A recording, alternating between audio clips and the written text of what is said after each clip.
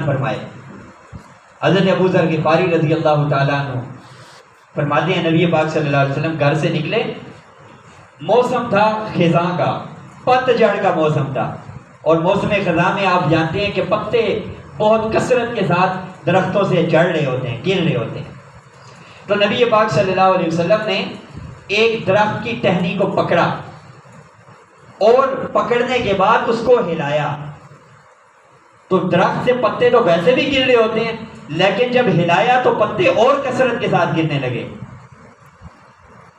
फिर हज़रत अबू ज़र ग़िफ़ारी रज़ी अल्लाह तआला अन्हु को मुखातब किया और कहा, अबू ज़र देख रहे हो पत्ते कितनी कसरत के साथ दरख्त की टहनी से गिर रहे हैं। फरमाया कि बंदा मोमिन जब नमाज पढ़ता है तो उसके गुनाह जिस्म से इस तरह जड़ते हैं जैसे इस दरख्त की टहनी से पत्ते जड़ रहे हैं। ऐसे